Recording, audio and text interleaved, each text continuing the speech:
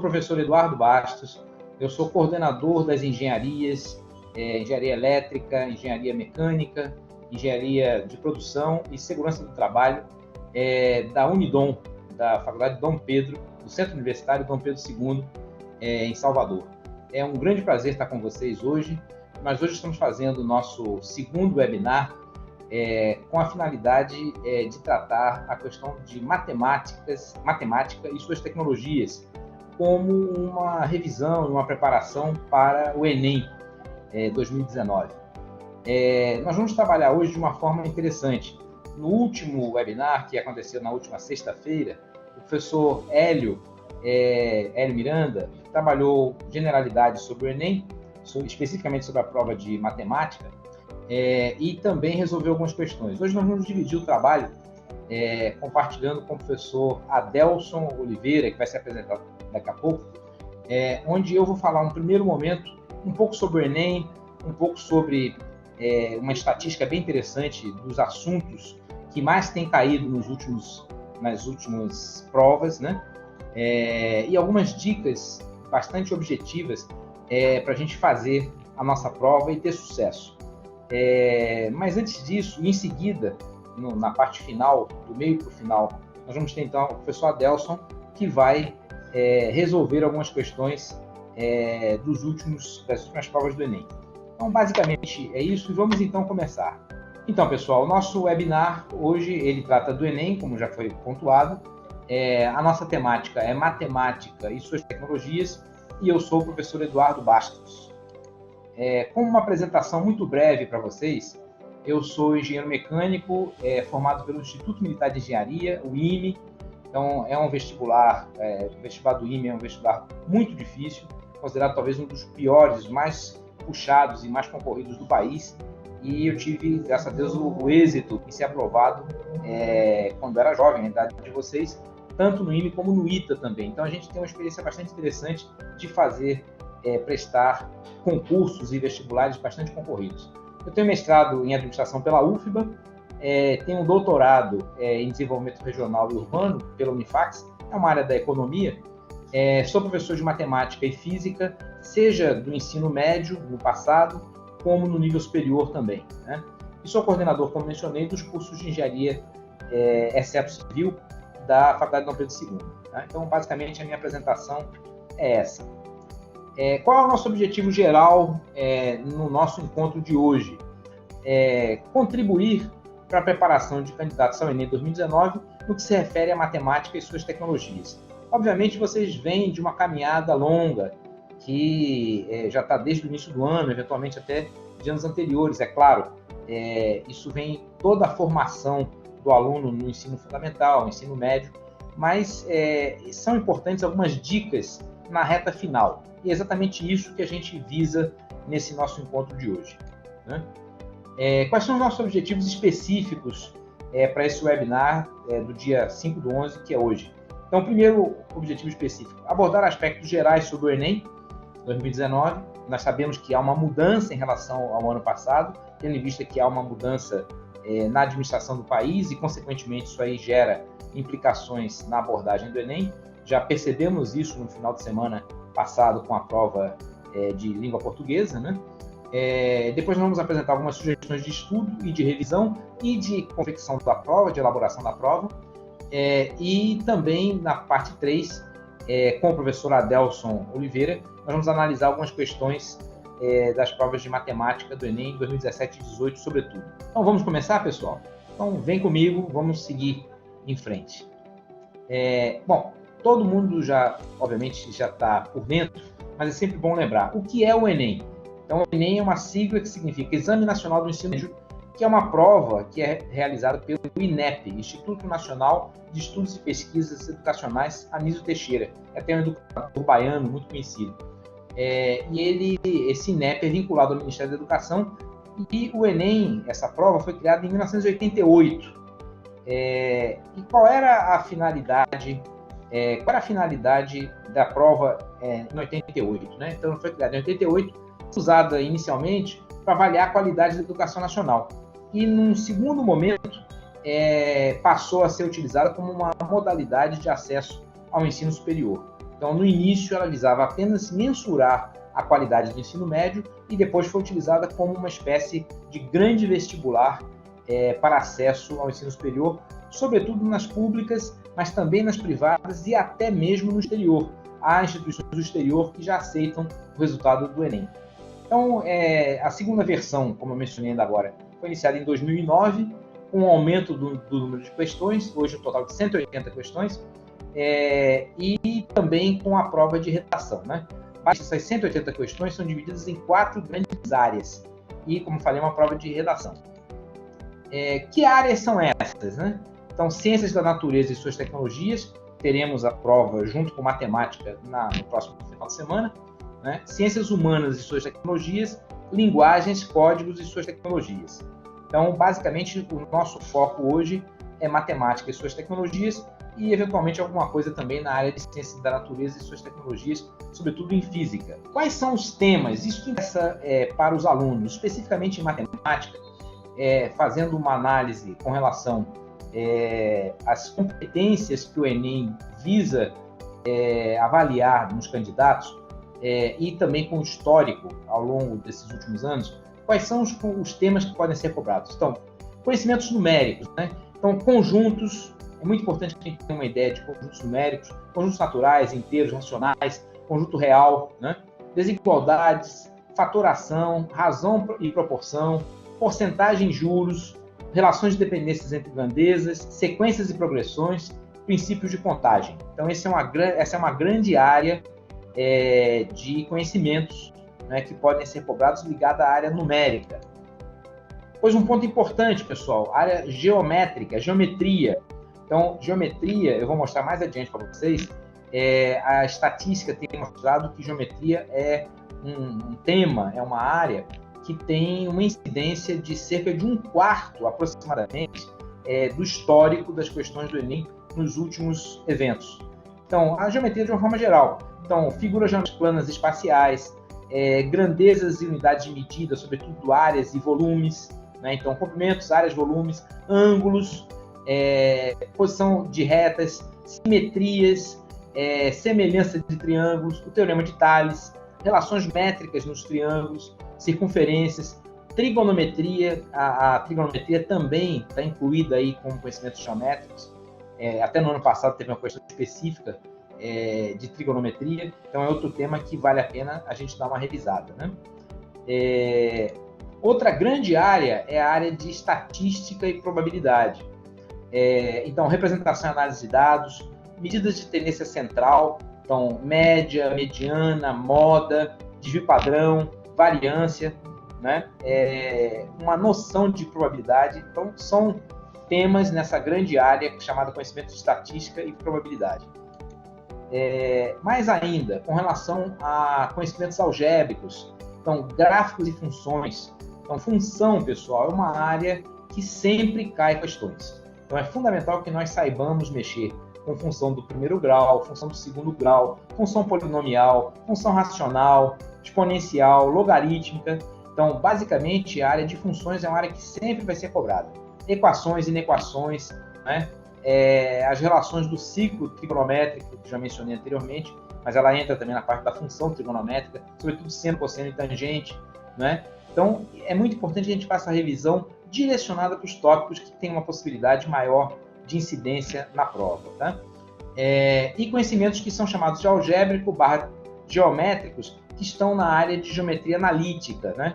Então, plano cartesiano, equação de reta, equação de circunferência, paralelismo e perpendicularidade, sistemas de equações. Então, são conhecimentos que estão numa grande área que é denominada de geometria analítica, né? Um ponto que é interessante, que é legal, pessoal, é o seguinte, esse aqui, ó. Isso é um trabalho que foi uma estatística feita pelo Guia do Estudante, publicado pela editora Abril, das questões que caem mais, dos temas que caem mais. Eu vou colocar um óculos aqui para enxergar um pouco melhor, mas basicamente, percebam só, pessoal, isso é muito importante para direcionar o estudo de vocês agora na reta final, da revisão final. Então, só para vocês terem uma ideia, geometria, lembra que eu falei ainda agora sobre os temas ligados à geometria? Só a geometria, na incidência das últimas versões do Enem, incluiu 25,4%, ou seja, como eu falei, cerca de 1/4 das questões nos últimos Enems relacionadas à matemática envolveram a temática de geometria. Então, geometria, pessoal, precisa ser estudada. É claro, nós estamos tendo uma mudança com relação à abordagem do Enem, mas a gente só tem uma saída nesse momento, se basear no passado. Então, como não temos ainda uma experiência, estamos fazendo a experiência agora, nesse ano, com a nova administração governamental federal, então nós temos que nos basear no passado. E no passado, a estatística é clara. Está aí, a geometria representa 25,4% das questões totais de matemática. Ora, isso é um número relevante.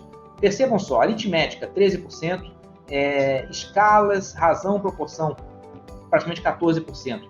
Vejam que outras áreas, funções também vêm aqui no ranking em quarto lugar, 9,1%, e depois as demais áreas, vocês vejam que tem uma incidência menor. Por exemplo, análise combinatória, um exemplo, apenas 2,6%. Sequências numéricas, 2,2%. Então, há outras áreas onde a incidência é menor. Ora, se você está na reta final, não adianta a gente querer fazer milagre, pessoal. Não adianta a gente agora despender um tempo muito grande numa área que tem uma pequena chance de cair. É melhor a gente direcionar nosso estudo no tempo que nós temos, que é pouco, naquilo que há uma possibilidade maior, de uma incidência maior de cair na próxima prova. Então, se eu fosse um aluno que fosse fazer o Enem, eu ia concentrar agora uma revisão muito forte em geometria, obviamente, na questão de razão, proporção, coisa ligada à porcentagem, a funções, que são as áreas que normalmente caem mais. Então, quais são as dicas a partir, então, desse gráfico que eu acabei de mostrar para vocês? Não adianta desperdiçar tempo com tópicos no que você sempre teve dificuldade. Então, digamos, você sempre teve dificuldade de análise combinatória. Você não vai fazer uma virada agora, na reta final, e vai virar um expert em análise combinatória. Então, deixa de lado a análise combinatória e concentre o seu esforço numa bonita revisão, numa profunda revisão de geometria, por exemplo, que a incidência mostra que corresponde a 25% das questões nas últimas versões do Enem. Por outro lado, você também não vai conseguir uma melhoria relevante no seu desempenho geral com mais estudo daquilo que você domina muito. Então, por exemplo, se você já é muito bom, digamos, em geometria analítica, não vale a pena você agora se dedicar à geometria analítica. Então, é importante que você faça uma análise levando em consideração a possibilidade de cair a questão, aquele tema, juntamente com aquilo que você tem uma possibilidade melhor, porque já tem uma familiaridade com aquele tema. Não adianta fazer um esforço violento para dar uma virada num tema que você tem dificuldade, porque isso não vale a pena nessa reta final perder um tempo muito grande fazendo esse tipo de revisão. Então é muito importante que a gente tenha um direcionamento, que a gente tenha produtividade, que a gente tenha efetividade nessa reta final. Então é muito importante, como eu falei, saber escolher quais os tópicos são importantes e ainda que podem ser estudados nessa reta final como uma revisão. Só para a gente ter como referência, pessoal, eu passei no vestibular do IME, vestibular bastante concorrido, como mencionei, porque fiz uma revisão 2 dias antes. Eu tive como se fosse uma inspiração, meio que de Deus, que iriam cair questões sobre cônicas, elipse, hipérbole, parábola. E eu fiz uma revisão de praticamente última hora, eu recebi, digamos, essa inspiração, e fiz uma revisão de última hora envolvendo cônicas, todas as fórmulas, aplicações, etc. E eis que quando eu abri a prova do IME de matemática, de geometria, tinham 2 questões de cônicas. Essas 2 questões de cônicas foram fundamentais para a minha aprovação. Então, eu passei efetivamente no vestibular do IME, muito devo a questões de cônicas e à revisão que fiz. Então, estou passando a experiência pessoal, não é só uma coisa que a gente está vendo, digamos, em cima de algum texto lido, alguma coisa assim. É realmente uma experiência pessoal verdadeira. Então, um exemplo aqui para dica de revisão.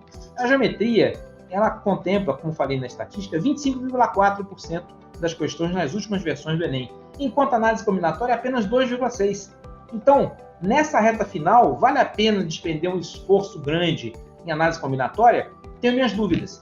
Então, é melhor a gente concentrar naquilo que há mais chance de cair. Exemplo, um outro exemplo, escala, razão e proporção, 13,6%. Sequências numéricas, 2,2%. Então, nesse momento, deixa a sequência numérica de lado e vamos ter objetividade concentrando em razão, proporção, escalas, etc. Então, é esse direcionamento que vocês devem levar em consideração agora, nessa reta final, já que o tempo, nesse momento, é curto. Né? Outra coisa que é fundamental, se você que está assistindo esse webinar ainda não resolveu nenhuma prova do Enem inteira, não perca mais tempo. Essa é a hora. Faça isso já. Ou seja, busquem na internet, busquem no site do INEP, imprimam a prova, caso você não tenha feito ainda. Mas se já fez, faça de novo. É muito importante que você cronometre, você meça o tempo, né, e que você treine a prova inteira, ao invés de simplesmente resolver algumas questões aleatórias. Tá? Então é muito importante que você esteja atento a isso. Treine a prova. Treine a prova. Por que treinar a prova? Porque você vai estar familiarizado com o estilo da prova, o tipo de questões, né? Os tipos de questões, e identificar os conteúdos que são mais cobrados, validando a estatística que eu mencionei. Uma dica prática, se você for fazer esse simulado, procure se isolar na sua casa e procure a cadeira mais desconfortável que você tiver. Não pegue um ambiente com ar-condicionado, bonitinho, com a cadeira estofada, porque isso aí não será a realidade que você vai enfrentar. Você vai enfrentar uma realidade, eventualmente, de uma escola que talvez não tenha uma sala muito confortável, talvez com calor. Então é importante que você também esteja ambientado e adaptado a uma situação de desafio no aspecto da infraestrutura, no aspecto da cadeira, do ar-condicionado, que não vai ter. Então é muito importante que você esteja preparado física e psicologicamente para isso, independente do conhecimento. Porque Enem, pessoal, é uma maratona. Então você entra, digamos, 13 horas e sai 19, 18. Então é uma maratona também, uma quantidade grande de questões. Como falei, o Enem é semelhante a uma maratona, é uma prova de exaustão física. Então, procure resolver a prova em casa, com a cadeira desconfortável, como eu falei, sigam à risca essa orientação, essa dica, em um ambiente sem refrigeração, nada de ventilador e ar-condicionado em cima, essa mordomia não cabe nesse momento. Tá? Bom, algumas dicas para a prova, né? Lembrando que a abertura dos portões é às 12 horas, cuidado aí, pessoal, lembrando que esse ano não tem horário de verão, estejam atentos a isso, 12 horas, não se atrasem, programem a vida de vocês, vão dormir cedo na véspera, acordem a tempo, façam a refeição antes, né? Evitem comer coisas que possam ter problemas, né? Digamos, uma feijoada, etc. Evitem comidas muito pesadas, mas se alimentem, sejam preparados a isso. Né? O fechamento de portões acontece às 13 horas. Então, se a gente se preparar, não tem problema, pessoal. Uma coisa que é uma máxima para quem já teve experiência na área de artes marciais. Treino duro, luta fácil. Se você se prepara antes, a possibilidade de você ter problema na hora é baixa. Você reduz, você controla. Tá? Outra coisa, nada de eletrônicos. Nós tivemos, inclusive, agora, no final de semana passado, um vazamento de uma questão lá abordando redação. Então, o que acontece? Infelizmente vazou para aqui de Pernambuco, alguém tirou uma foto e conseguiu rapidamente burlar a fiscalização e colocar na rede. Isso, obviamente, vai ser controlado. Né?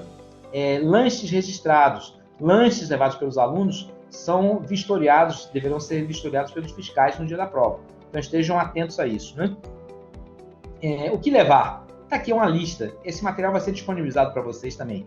A sua caneta esferográfica, preta com tubo transparente, documento oficial, né, com identificação com foto, ou identidade ou carteira de motorista, carteira de trabalho ou passaporte. Lembrando que carteira de estudante não é considerado documento oficial, tá?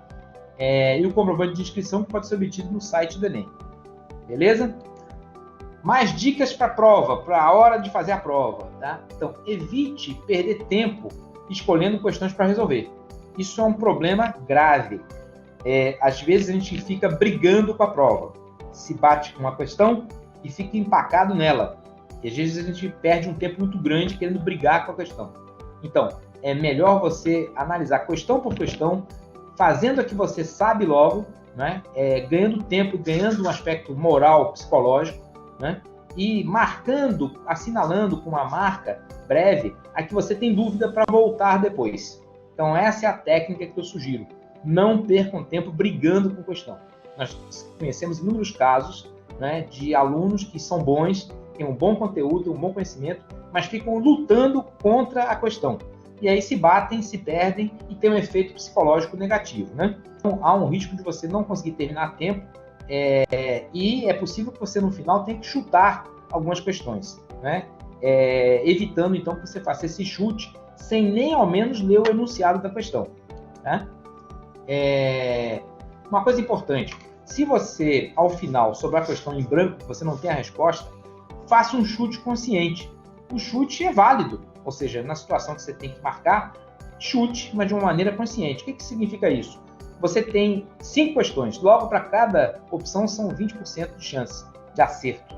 Então analise o texto, às vezes o texto já traz a resposta embutida, faça a eliminação, automaticamente a sua chance de acerto aumenta. Né? Outra coisa, passe para o gabarito o que você tiver certeza que sabe. Vai passando para o gabarito logo, para evitar aquela correria que tem no final de você lançar tudo no gabarito. Isso é um problema. Então, tem certeza, fez a questão de uma maneira consciente, lance no gabarito. Isso facilita depois a sua vida para a conclusão. Tá? Então, vamos nessa. Outra coisa importante, pessoal, fazer uma boa leitura da questão. Esse é um problema grave, sobretudo matemática e física. Às vezes o aluno tem um conhecimento, tem o conteúdo, tem o formulário a ser usado, mas ele não fez a leitura adequada. Na leitura tem várias informações que são relevantes. Então, a questão de interpretação de texto é muito importante. Né? Há de se contextualizar bastante aí a leitura, a interpretação, né? E a resposta, como falei, pode estar no próprio enunciado ou ter uma evidência, uma dica dela. Outra coisa é aproveitar bem o tempo da prova. Né? Não tem problema nenhum, pessoal, em ser o último a sair ou um dos últimos a sair. O importante é que você faça a prova de forma consciente. Né? Obviamente, tome um cuidado para não faltar tempo. Né? Mas se você terminar a prova e ainda tiver um tempinho, isso acontece às vezes, você tem meia hora, 40 minutos, eventualmente, faça uma breve revisão do que você já fez. Isso é válido, porque você pode, com isso, corrigir algum erro, alguma coisa, alguma falha. Tá? Uma outra coisa que acontece, pessoal, de repente, você ficar nervoso. Então, às vezes, a pessoa pode ficar nervosa ao longo da prova. Tá? Então, o que acontece? Se acontecer isso, o que a gente sugere, pessoal, é você fazer um exercício de respiração. Então, naquele momento, você se concentre, feche os olhos, respire fundo, né? Inspire e solte o ar bem devagar. Faça isso aí durante uns 30 segundos, 1 minuto, 4, 5 vezes, esse ciclo. Isso vai lhe tranquilizar, vai lhe dar uma condição mais de equilíbrio. Né? Então, lembre-se do seu objetivo, do seu esforço ao longo da sua trajetória. O objetivo seu é ter uma vitória nessa prova e procure retomar o seu equilíbrio. Tá? Então, basicamente, a dica do exercício de respiração é válido no sentido de você retomar o seu equilíbrio. Então, basicamente, pessoal, é isso. Nós vamos passar a bola agora para o professor Adelson daqui a pouco. Tá? Ele vai entrar em seguida aqui resolvendo algumas questões. E eu desejo para vocês o maior sucesso do mundo, que vocês tenham realmente sucesso. Nós vamos disponibilizar para vocês uma novidade legal, as gravações que fizemos, né, os vídeos com os slides. E a partir de hoje, nós vamos abrir um e-mail, vai ser informado ao final, vocês vão receber um e-mail, onde nós vamos abrir um período onde vocês poderão apresentar dúvidas. E essas dúvidas serão esclarecidas pelo professor Adelson, que vai responder daqui a pouco, vai entrar daqui a pouco na sequência, a algumas questões. Então, dúvidas que vocês tenham com relação a provas anteriores, vocês podem mandar nesse e-mail, que serão respondidos até sexta-feira. Tá? Então, basicamente é isso, pessoal. Desejo para vocês sucesso total. Tá? Então, está aqui, ó, meu contato, professor Eduardo Bastos. Nosso e-mail é engenharia@dompedro2.edu.br e o e-mail privado, profbastos2015@gmail.com. Sucesso total para vocês. Depois eu quero saber da vitória de todos vocês. Um abração, sucesso e vamos à vitória. O professor Adelson agora vai assumir com a resolução das questões. Eu estou aqui, mais uma vez agora, falando para vocês, resolvendo algumas questões sobre provas passadas de Enem. Eu sou professor aqui da Faculdade Dom Pedro, tenho uma grande experiência em pré-vestibular, professor de matemática, pré-vestibular, e eu gostaria de passar para vocês soluções de questões de provas passadas do Enem e algumas dicas. Vamos lá. Veja só, vamos conversar um pouquinho de números, certo? Para depois a gente partir para as questões propriamente ditas. Veja só, eu perguntaria a vocês, qual é a diferença entre simétrico, oposto e inverso? Correto? Qual é a diferença entre simétrico, oposto e inverso? Eu gostaria de perguntar também para vocês, o número -2 é um número par ou número ímpar? Correto? Eu gostaria também de perguntar a vocês se o número 2 é um número primo. Correto? Se o número 1 é um número primo. Correto? São dicas de questões que às vezes caem em verdade e falso para vocês fazerem associação. Veja só, o que é que eu diria de um número simétrico, oposto e inverso?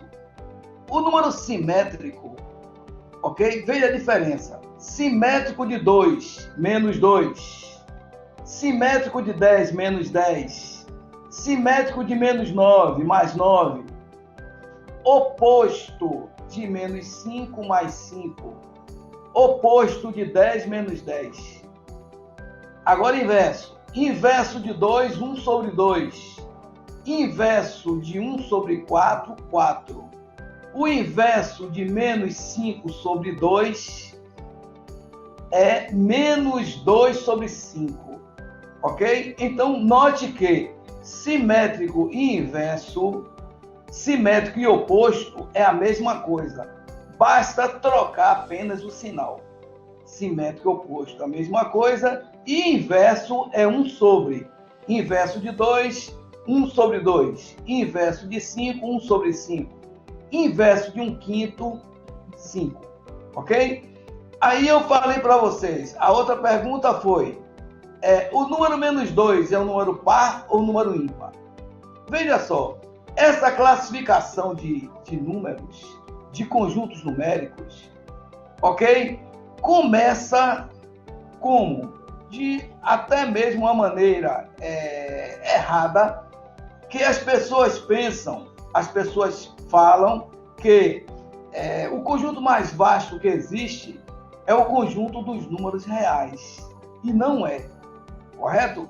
Vai existir um número que ele é além do real. Esse número é o conjunto dos números complexos. Ok? O número complexo é o número Z da forma A mais BI. Ok? Onde A representa a parte real e B representa a parte imaginária. E o I é a unidade imaginária, que é a raiz quadrada de -1. Então, note bem que um número complexo, ele tem uma parte real e uma parte imaginária. Ok?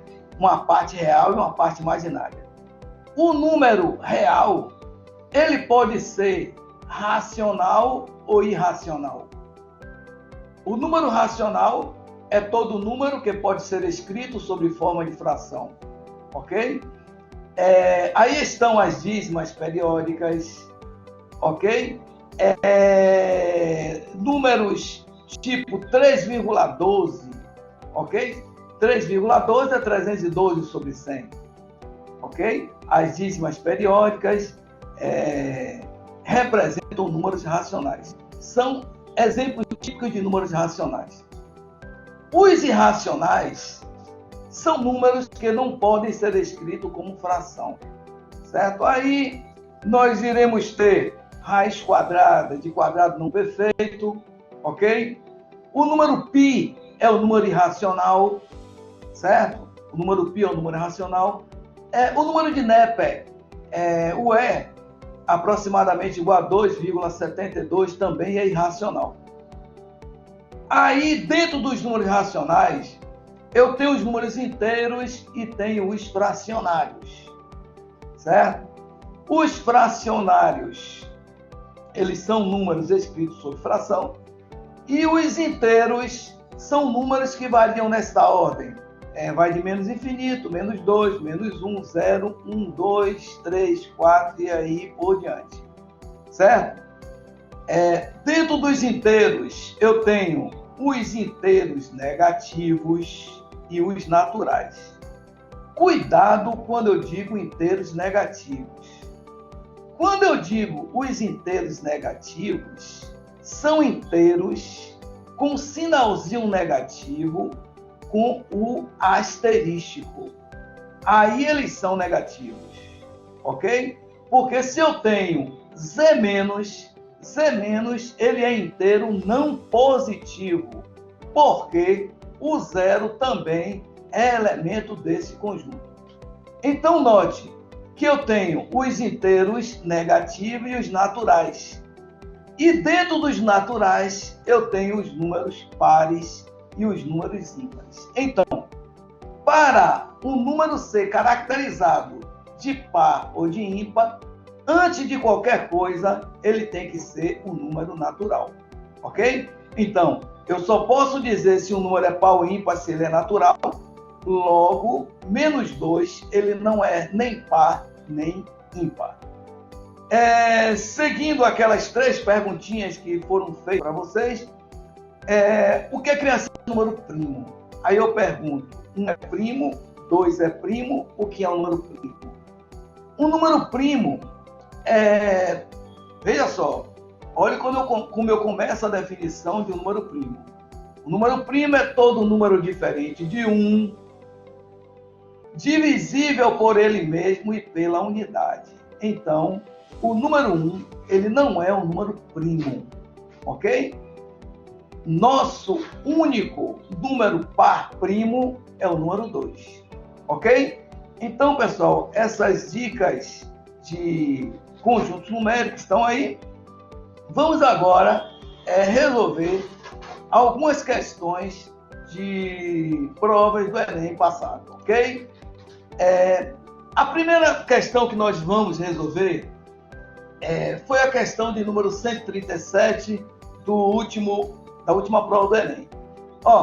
A prova diz assim: um garçom precisa escolher uma bandeja de base retangular para servir 4 taças de espumante que precisam ser dispostas em uma única fileira, paralela ao lado maior da bandeja e com suas bases totalmente apoiadas na bandeja.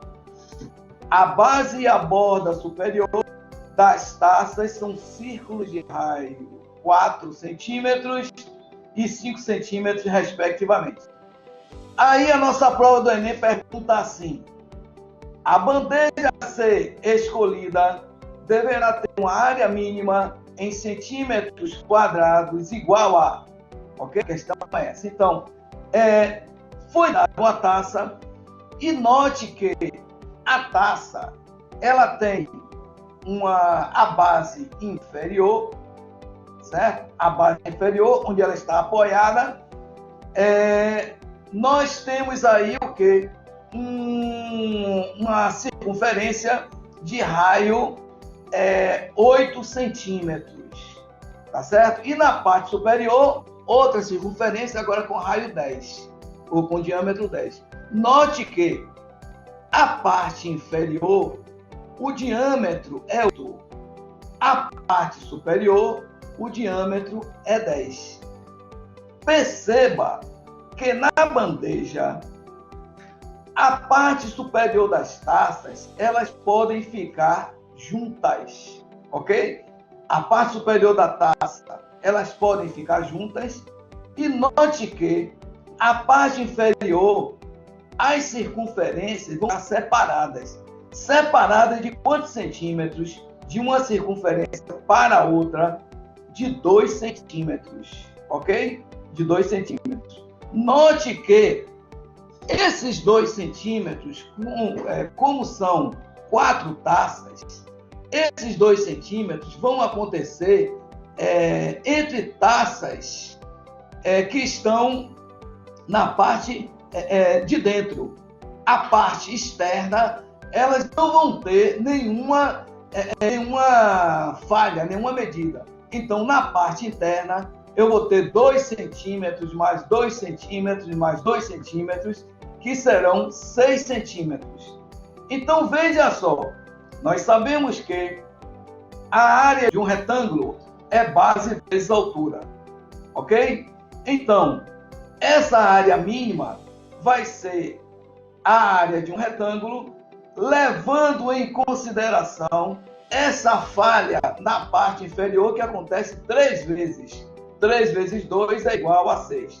Então, a minha área mínima vai ser 8, que é o total, certo? Ela na vertical, a taça na vertical, você olhando na vertical, o diâmetro é 8. 8 vezes seria a base, vezes a altura, seria 8 vezes 4 mais 6. 6 era a folga da parte inferior. 8 vezes 4, 32, mais 6, 38. 38 vezes 8 é igual a 304, ok? No caso, 304 centímetros quadrados, que é a unidade de área. Alternativa correta, letra C, ok? Vamos agora para a questão 146. Me fez lembrar agora uma aula que eu dei. O nome da aula era FISMAT. Tem algum tempo eu dei essa aula. A aula foi uma revisão do vestibular naquela época de uma determinada faculdade aqui em Salvador, que eu comecei a aula às 11 da noite para 100 alunos. Comecei a aula às 11 da noite e terminei às 6 horas da manhã. O nome da aula era FISMAT. Era Física com Matemática, uma mistura. Ok? E agora me fez lembrar aqui que nós estamos diante aqui de uma questão de física que ela envolve intensidade luminosa, envolve também uma função trigonométrica, ok? Então vamos lá. A questão diz assim: raios de luz, Enem, questões anteriores de provas anteriores, a questão é 146, vocês podem localizar. Raios de luz solar estão atingindo a superfície de um lago formando um ângulo X com uma superfície, conforme indica a figura. Em determinadas condições, pode supor que a intensidade luminosa desses raios na superfície do lago seja dada aproximadamente por...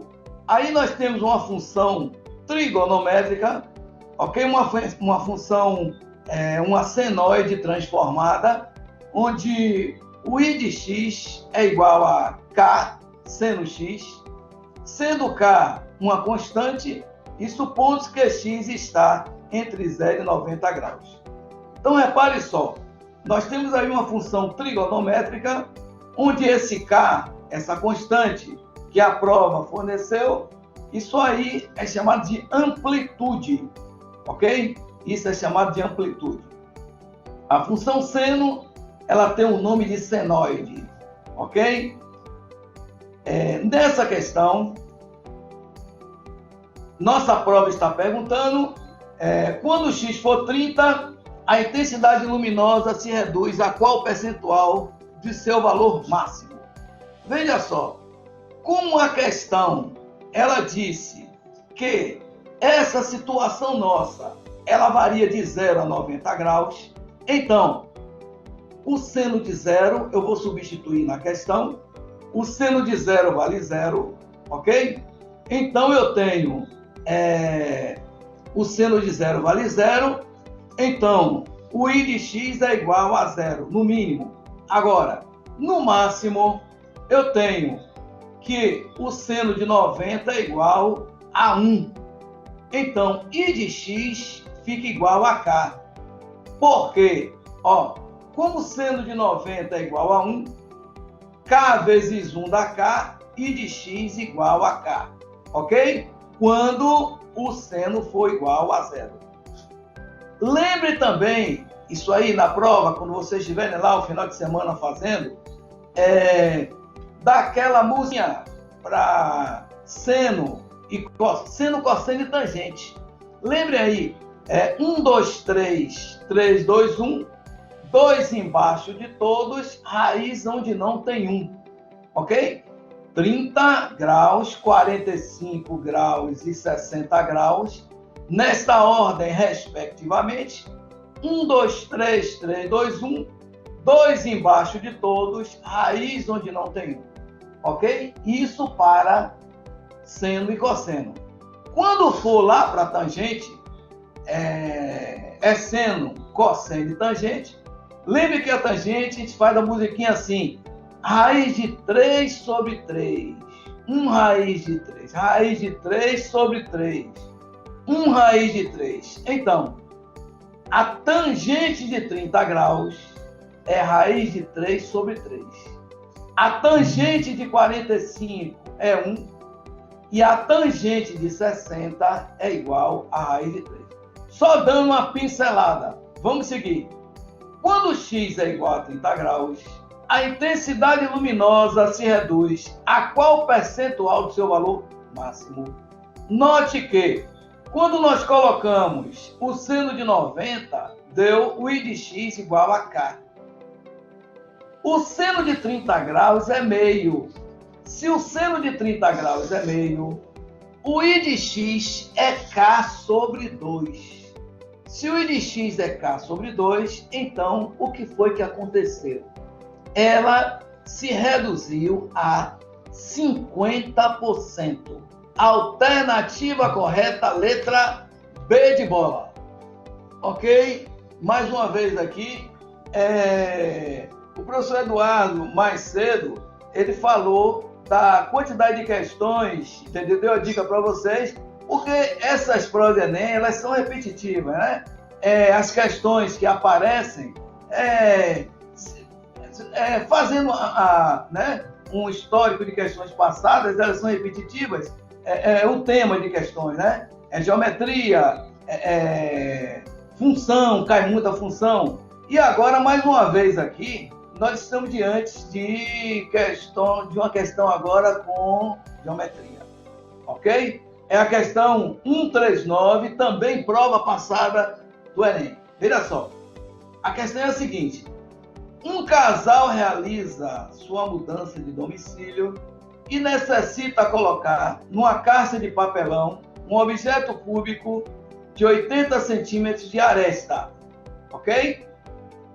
Um objeto cúbico, né? Um dado, um objeto cúbico com 80 centímetros de aresta, que não pode ser desmontado. Eles têm à disposição 5 caixas com diferentes dimensões, conforme descrito. Ó, a caixa 1, aí estão as 3 dimensões. Nós sabemos que volume é o produto de 3 dimensões. Nós temos aí as 3 dimensões das caixas. Estou querendo saber, nessas caixas, qual delas cabe o quê? Esse cubo de aresta 80 centímetros. Ó, o que é que nós vamos fazer? Primeiro nós vamos verificar o volume de cada caixa, ok? O volume de cada caixa. O volume da caixa 1, se vocês multiplicam as 3 dimensões, vai dar 636.056 centímetros cúbicos. O volume da caixa 2, 553.500 centímetros cúbicos. Caixa 3, 627.300 cúbicos. Caixa 4, 638.780 cúbicos. E caixa 5, 646.000 centímetros cúbicos. Note, pessoal, a que satisfaz vai ser a menor. Aí eu fico entre a 2 e a 3, certo? A 2 e a 3, elas têm menor volume, mas se vocês forem verificar, a caixa 2, uma das dimensões dela é 75 centímetros, então o cubo ele tem aresta 80, então não passa, ok? Então, alternativa correta, caixa 3 com 627.300 centímetros cúbicos, por ser a menor. Alternativa correta, letra C. Nesse momento mudou um pouquinho o tema, mas continua dentro de matemática. Essa questão também, Enem, prova passada, nós estamos diante aí de quê? De prestações de empréstimo, tá certo? De empréstimo. Então, veja só, o que é que matemática financeira? Ela se concretiza em apenas 3 fundamentos, correto? O primeiro é o seguinte: para capitalização ou para um empréstimo ou um financiamento. Se você tem um determinado capital, ok? E você quer aplicar esse capital para retirar esse capital, vamos admitir, depois de 10 meses, você aplicou o capital hoje para tirar depois de 10 meses. Então você vai retirar um montante, ok? Você vai retirar um montante do tipo capital, ele vai ficar transformado em capital que multiplica mais I elevado a N. Esse capital fica transformado assim, nesse montante. Uma situação é essa. A outra situação é o seguinte: você toma um empréstimo, correto? Toma um empréstimo e você paga esse empréstimo em parcelas iguais, ok? Em parcelas iguais, vamos admitir em 10 parcelas. Você toma um empréstimo e vai pagando parcelas iguais, certo? Quem melhor explica isso é Price, ok? Price ele tem uma tabela, ok? Para vocês fazerem o que? Cálculos com taxas e com tempo. Tem uma tabela exatamente para isso. Então, esse empréstimo, correto? Que você toma um valor inicial, um capital inicial e fica pagando parcelas iguais até o final da última parcela, onde o saldo devedor na última parcela fica igual à última parcela e você zera o financiamento. A outra situação é se você todo mês, vamos admitir, você quer organizar uma viagem para final de ano, você se organiza de tal forma que todo mês você coloca o mesmo valor em um determinado banco, correto? O mesmo valor. Isso, vamos admitir, em 10 parcelas iguais, você deposita o mesmo valor e no final do período financeiro você retirar tudo, ok? Então, isso é um exemplo de capitalização. O primeiro exemplo que eu dei, certo? Se você deposita hoje e tira depois de 10 meses, é um exemplo de juros compostos. Você retira um montante final. O segundo exemplo foi do financiamento. E o terceiro exemplo foi de uma capitalização. Repare só, nessa questão que apareceu aqui no Enem, prova passada, todo financiamento, certo? Ele é igual à prestação mais prestação, amortização mais juros, correto? Todo financiamento é amortização mais juros, ok? Amortização mais juros. Toda prestação é amortização mais juros, certo? Prestação, amortização mais juros. E todo financiamento é o valor da prestação vezes um fator, certo? Esse fator, ele é conhecido como cantoneira. Eu digo, a N cantoneira aí é um fator de financiamento. Então, repare só, essa questão aqui, eu tenho, para realizar a viagem dos sonhos, uma pessoa precisava fazer um empréstimo no valor de R$5.000. Para pagar as prestações, dispõe de, no máximo, R$400 mensais.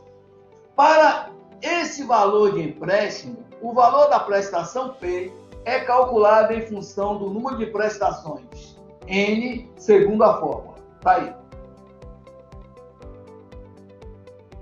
O valor da prestação é igual a 5.000 vezes 1.013 elevado a N vezes 0.013 dividido por 1.013 elevado a N menos 1. E a prova também, ela deu aqui alguns valores porque é complicado, ninguém sabe o log desses valores. Isso aí tem que ser tabela ou tabela ou a prova dá como foi dada aí. A prova mandou utilizar 0,005 para o logaritmo de 1,013, mandou utilizar para o log de 400 2,602 e para o log de 335 2,525, ok? De acordo com a fórmula dada, o menor número de parcelas cujo valor não compromete o limite definido pela pessoa é. Então, o que ocorre? Se a pessoa só está podendo pagar parcelas de 400 mensais, no lugar de P, eu vou entrar com esse valor de 400, ok? Eu vou precisar passar aqui para a próxima página, porque nós teremos a solução dessa questão na próxima página. Quando P for igual a 400, no lugar de P fica 400, eu vou obter a equação 400 é igual a essa fração dada para calcular o valor de N. Fazendo o produto dos meios igual ao produto dos extremos, teremos 400 que multiplica 1,03 elevado a N menos 1 é igual a 5.000 que multiplica 1,03 elevado a N vezes 0,013. Ok? Note que no final da equação eu vou ter que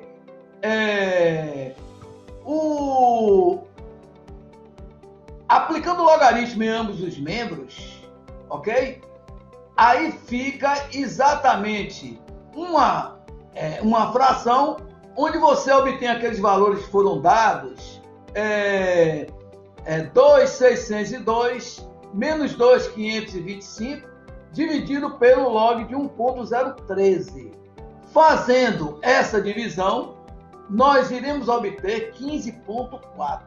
Então, 15,4, nós iremos arredondar para 16, iremos ter 16 prestações, ok? 16 prestações, ok? Vamos para outra agora. 16 prestações, alternativa correta, letra D de dado. Letra D de dado. Vamos para a questão 144. Veja só, pessoal. Essa questão 144, um empréstimo foi feito a taxa mensal de 1%, correto? O empréstimo foi feito com 1%. Então,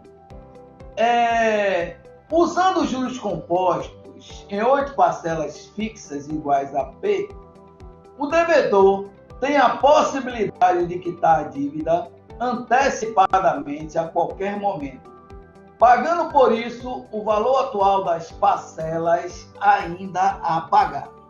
Então, após pagar a 5ª parcela, resolve quitar a dívida no ato de pagar a 6ª. Então, o que vai acontecer? Ele vai pagar a 6ª parcela, ele vai pagar a 7ª parcela e vai pagar a 8ª parcela, tá certo? A 6ª, a 7ª e a 8ª. No dia do vencimento da 6ª, ele está pagando. Então, essa parcela de número 6, ela não vai ter desconto, ok? Não vai ter desconto, vai ser ela própria. Então, eu tenho P, a parcela, entendeu? Que é a 6ª. Agora, a 7ª, eu tenho P que multiplica o AN cantoneira I. Como a N cantoneira I é um fator de financiamento, a N cantoneira I, o AN cantoneira I, nós iremos obedecer o que? As potências. Se tem um mês de antecipação, você vai elevar a 1. Se tem 2 meses de antecipação, você vai elevar a 2. Então, a primeira parcela, por ser a parcela sem desconto, porque a parcela paga no dia do vencimento, então eu tenho que P é igual a 1 mais o AN Cantoneiro aí da primeira parcela, mais o AN Cantoneiro aí da segunda parcela que estão para vencer. Alternativa correta, letra A. Ok? Por hoje é só.